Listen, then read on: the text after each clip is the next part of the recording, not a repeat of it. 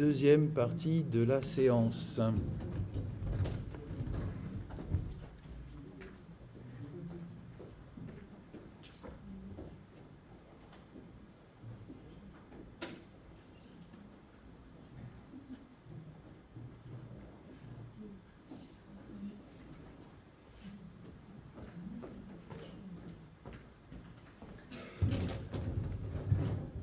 Alors, pour ma présentation, je vais vous présenter un livre et son autrice globalement. Donc, le livre s'appelle Viendra le temps du feu et a été écrit par Wendy Delorme.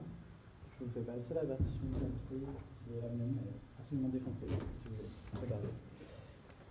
Donc, tout d'abord, je vais vous présenter qui est Wendy Delorme. Une autrice, enseignante et performeuse féministe française, née le 28 juillet 1979. Elle étudie les sciences des informations et communications jusqu'à l'obtention de sa thèse de doctorat en 2004. Pendant ce temps-là, elle devient militante à partir des années 2000 sur Paris dans le collectif Panthère Rose de 2003 à 2013, un collectif féminisme, anticapitaliste, antiraciste, s'identifiant comme Gwyn Trans PD, donc c'est un des premiers collectifs qui promeut la convergence des luttes. En même temps, elle performe dans des cabarets néo-burlesques et burlesques en tant que drag queen ou drag king, donc dans le cabaret Kisses Cause Trouble et Drag King Fan Show. Bon, voilà. En même temps, elle tourne dans des films de fiction, notamment dans The Final Girl du réalisateur américain Todd Vero en 2010 et plusieurs films de la réalisatrice Émilie Jouvet. Elle publie son premier livre en 2007, Quatrième génération, qui est une autofiction dans laquelle elle relate l'histoire de 4 femmes sur 4 générations. En même temps, elle parle de 4 générations de féminisme. Ce livre, elle le décrit comme radicalement Gwyn. Elle parle de sexe de manière crue. Elle parle de ses expériences pendant son année universitaire dans la ville de San Francisco. C'est écrit comme une œuvre de Virginie Despentes, par exemple. Ensuite, elle écrit plusieurs ouvrages, donc Insurrection en territoire sexuel en 2009, La mère, la sainte et la putain en 2012 et Le corps est une chimère en 2018. Tous ces livres sont publiés aux éditions Au Diable Vert, une maison d'édition indépendante. En tout, elle écrit 8 livres, dont 100 romans. Viendra le temps du feu, c'est son 5e roman. Il est publié en mars 2021 dans la collection Sorcière des éditions Cambourakis. Cette collection Sorcière, je ne sais pas si vous la connaissez, mais c'est une très bonne édition avec des super livres, qui est fondée en 2015 par Isabelle Cambourakis, qui tire son nom d'un slogan italien crié dans les manifestations féministes à Milan, Tremate, tremate, la strenghe son tornate, qui veut dire tremblez, tremblez, les sorcières sont de retour. J'ai pas mis. Donc je vais vous donner la présentation qui est réalisée sur leslibrairies.fr. Retrouver les voix multiples des féminismes et en ajouter des nouvelles, voici tout l'objet de cette collection.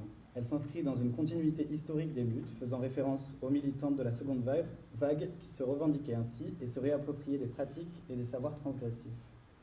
Mettant en lumière des approches singulières radicales, les livres de la collection Sorcière entendent lier théorie et pratique, explorant ce qui s'expérimente dans le quotidien, l'intime, le politique, du côté de ce qui se trame dans les marges et les divers espaces de la résistance. Alors, je vais vous présenter un petit peu le principe de l'utopie et son histoire pour ensuite parler de ce livre. L'utopie, c'est créé en 1516 avec le livre de Thomas More qui s'appelle Utopia, dans lequel il va présenter une île imaginaire et un modèle d'État parfait. C'est une fiction littéraire qui tend à présenter une communauté idéale basée sur une humanité sans péché originel. Donc, à peu près jusqu'aux Lumières, l'utopie, ça va rester sous un regard très chrétien, mais comme beaucoup de créations littéraires à l'époque. Donc, More va synthétiser des traditions mythiques, politiques, religieuses également, pour créer un modèle concret et détaillé d'un état parfait qu'il va utiliser pour faire une satire de son contemporain et des défauts qu'il considère dans la société.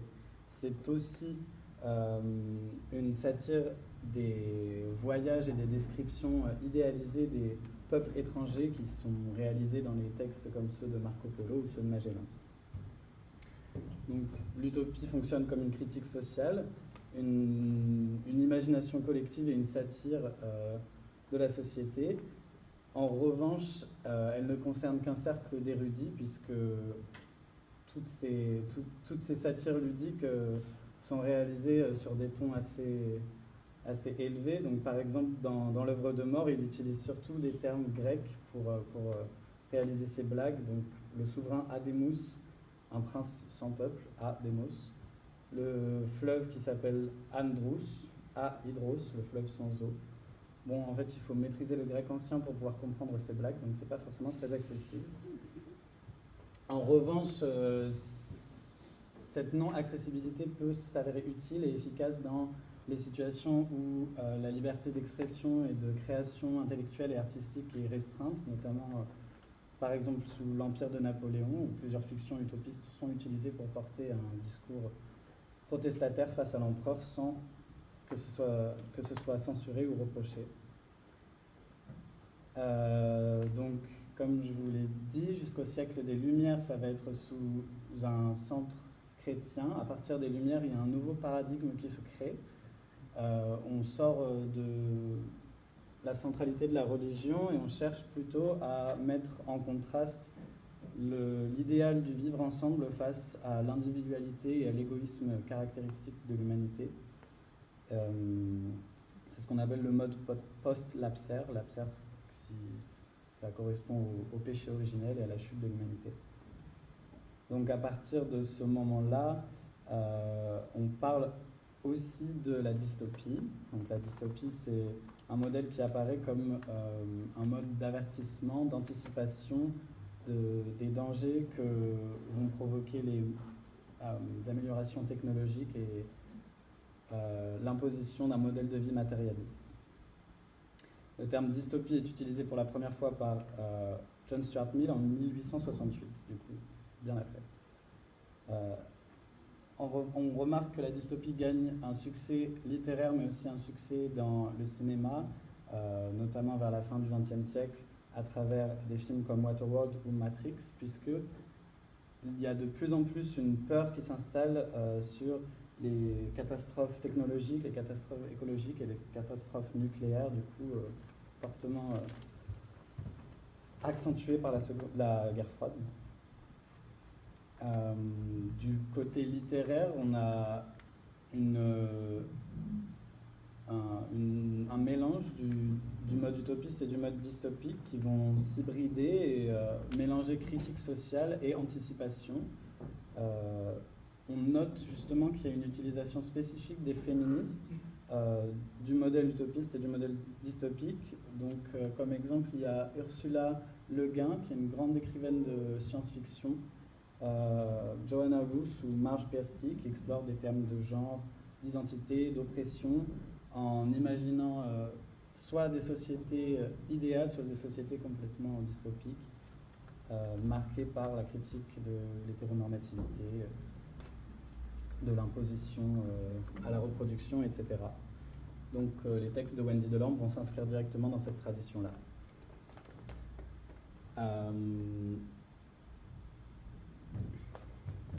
Là, j'ai une petite vidéo de l'autrice qui présente son texte, mais du coup, je pense qu'on n'a pas trop le temps de la voir, donc je vais juste le faire à voix haute au fur et à mesure de ma présentation. Viendra le temps du feu, c'est un roman choral, c'est-à-dire un roman dans lequel plusieurs personnages centraux vont raconter l'histoire et avoir un rôle dans celle-ci.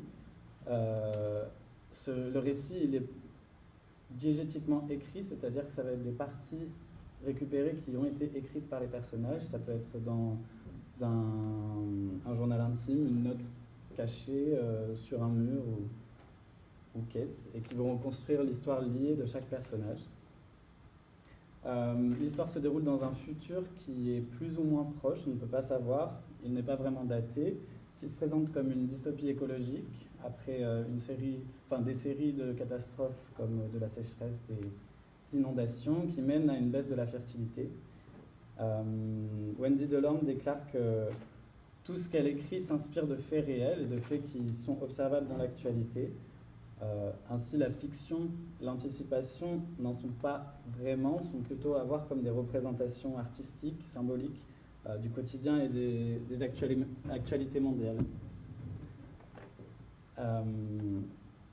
Donc l'autrice décrit le livre comme une société utopique de personnes résistantes qui choisissent le féminin pluriel pour s'autodésigner comme geste politique qui fait face à une société qui prive de liberté. Encore une fois, c'est un modèle qui a existé dans le monde, dans l'histoire, et le fait qu'elle choisisse de le projeter dans le futur n'est pas son propos principal. Donc dans le livre, cette société utopique, c'est une communauté de femmes, de sœurs, d'amantes, pas forcément cisgenre, même s'il n'y a pas besoin que ce soit spécifié à travers son texte, on peut le lire. Sans étiquette, ni sur leur identité, ni sur leurs relations, qui vivent dans la nature, qui vivent dans un campement, qui travaillent à détruire une montagne et à miner une mystérieuse roche blanche qu'elles vont revendre, à la société qui prive de liberté, du coup, en face, qui est une sorte de ville-État où toutes les frontières sont fermées, où toute entrée et sortie est interdite, qui impose un régime de natalité, principalement à travers l'interdiction à toute forme de relation qui n'aboutissent pas à de la reproduction, qui offre aussi des récompenses aux foyers pour leur contribution à la nation à travers des systèmes de rationnement.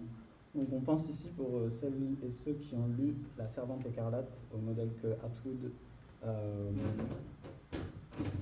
met en place, même si celui-ci est un peu plus violent, pour exacerber les dynamiques de violence qui sont imposées dans un système hétéronormatif. Donc là, je vous parle de Margaret Atwood parce que le roman est construit avec énormément de références à une multitude de textes, de romans, de poèmes, qu'ils soient féministes ou non, même si clairement l'œuvre qui est le plus citée, c'est Les Guerrières de Monique Wittig, qui est aussi une utopie lesbienne. C'est un choix qui est personnel à Wendy Delorme parce que Wittig, c'est la première autrice lesbienne qu'elle a lue. Mais elle a lu La Pensée straight en premier et elle s'est rendue compte au fur et à mesure de ses années d'académicienne et de romancière que Monique Wittig était célébrée en France presque uniquement pour son apport académique et très peu pour son apport littéraire, alors que elle a une capacité à déconstruire la langue qui est assez innovante. Donc Monique Wittig, on en a parlé en cours normalement, mais elle va éviter d'utiliser le neutre masculin au maximum, donc ça peut se faire à travers l'utilisation du « on » général qui détruit le genre, ou alors par l'utilisation du féminin pluriel. Donc le « elle » avec un « s » dans Les Guerrières, il est beaucoup utilisé. Donc justement, autour de l'écriture, celle-ci possède un aspect central dans l'œuvre. Chaque personnage possède un rapport et un mode d'écriture, comme je vous ai expliqué avec le roman choral. Celles-ci sont plus ou moins restrictives et dangereuses. En fait, dans l'œuvre, toutes les sources littéraires sont censurées. Il n'existe plus aucun livre de l'Ancien Monde. Les livres deviennent des objets de divertissement pur parce que le gouvernement a déclaré que les livres de l'Ancien Monde peuvent rendre les personnes tristes et la tristesse ne va pas amener la reproduction. Donc en fait, les livres ne cherchent plus à rien dire et juste à faire passer le temps. C'est un peu, c'est une satire un peu grosse, mais c'est parfois les armes de l'utopie, c'est de faire des choses qui sont un peu évidentes pour marquer un peu plus. Et donc à travers ce choix, il va y avoir une société de contrebande de livres anciens qui se crée, et par cela les mots deviennent des armes de révolution. Il va y avoir des collages dans les rues qui rappellent les collages féministes. Il va y avoir des distributions de pamphlets. Et ces mots deviennent porte-voix des souffrances et des revendications indicibles dans une société coercitive. Un autre thème qui est irréductible à l'œuvre, c'est la sororité. Donc la sororité, l'autrice considère que c'est un terme qui est absolument politique, même s'il a souffert d'un traitement mainstream qui lui a enlevé de sa puissance. En fait, Wendy Delorme assure qu'il faut continuer à utiliser le côté abrasif des mots. Et par exemple, pour elle, sororité équivaut forcément à non-mixité, puisqu'elle considère que la non-mixité, c'est politique et c'est quelque chose qu'il faut défendre, notamment dans les scènes artistiques, dans les scènes médiatiques et militantes. La sororité, dans Viendra le temps du feu, elle dépasse les limites physiques, les limites spirituelles. Elle possède un plan incarné qui est plus haut que ça, qui va appeler à l'animal, qui va appeler à l'élémentaire. En fait, on cherche à prouver qu'il existe autant de formes d'amour et de relations qu'il existe d'individualité humaine, et que celles-ci ne peuvent pas être vraiment contrôlées. Donc pour cela, j'ai choisi une citation qui provient d'une des relations amoureuses un peu phares du livre, qui est un peu la plus intense, entre Ève et Loup. C'est qu'il faut comprendre comment j'ai aimé Louve. Trop pour ce qu'une âme humaine peut normalement contenir. La première fois que nous avons soulevé nos vêtements pour mettre en contact la peau nue de nos ventres, deux louves se sont jetées l'une sur l'autre pour se saisir à la gueule, comme deux qui se cherchaient depuis longtemps et attendaient de pouvoir mélanger leurs crocs, jouer, se mordre et courir parmi les arbres dans l'air frais de la nuit. Un arc électrique nous a traversés, en même temps par le centre du corps, nous avons halté. À travers ces textes, Wendy Delorme va étudier l'utilisation du corps pour faire passer des messages. Donc elle considère cela comme une épistémologie politique. La manière de montrer le corps, de décrire et d'écrire le corps est fondamentalement importante. On remarque par exemple la mise en scène dans chacune de ses œuvres d'une travailleuse du sexe. En fait, c'est un choix que Delorme fait pour revendiquer un féminisme qui s'articule à toutes les diversités de formes que peuvent prendre l'expérience des personnes qui se revendiquent femmes. Donc elle lutte pour le droit à l'autodétermination des luttes.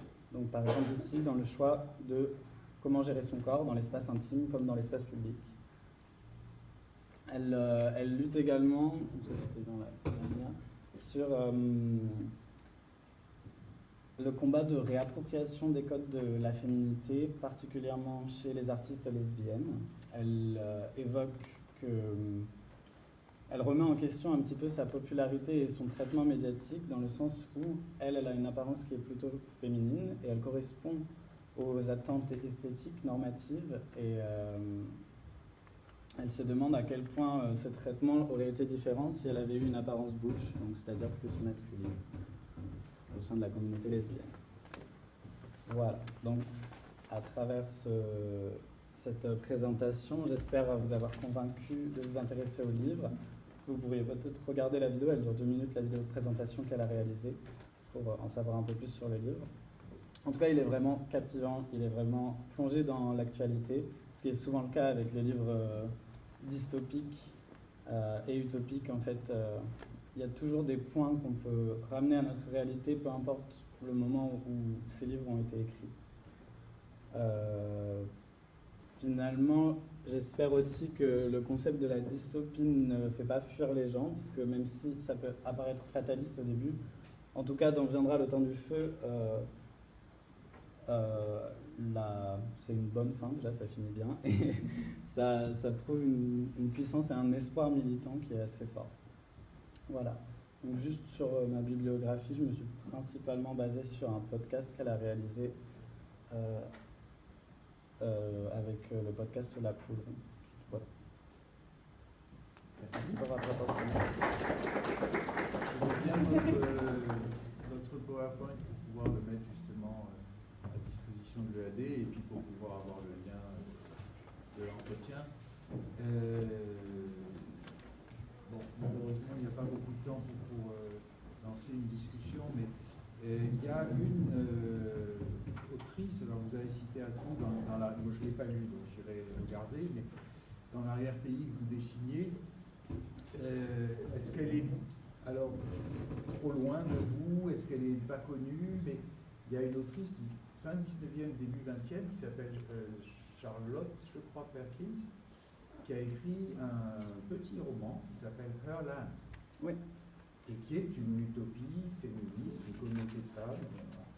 C'est un texte important parce que je pense que Atwood, par exemple, le connaît par cœur, ça c'est sûr et certain. Et je pense que Wendy Delorme connaît aussi ce texte. Il y a donc effectivement alors sur la dystopie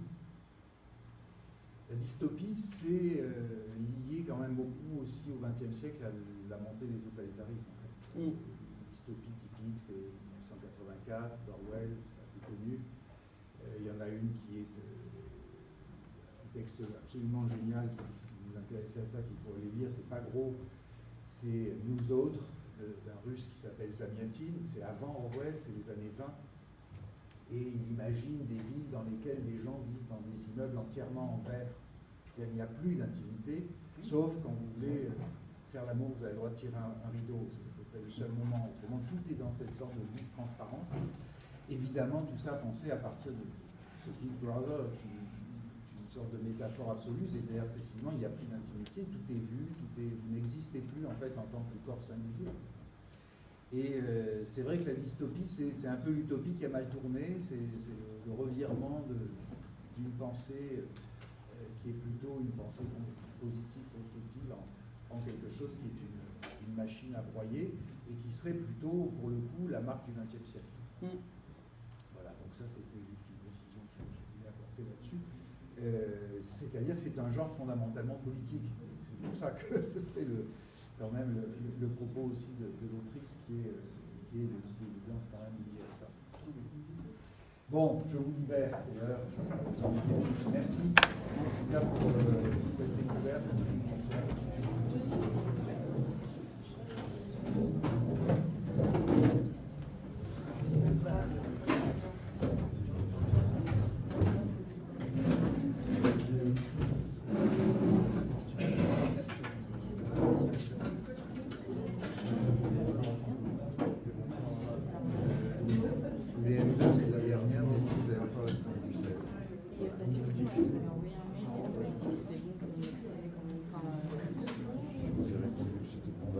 Mais a priori. C'est bien noté. C'est pas grave, c'est ça.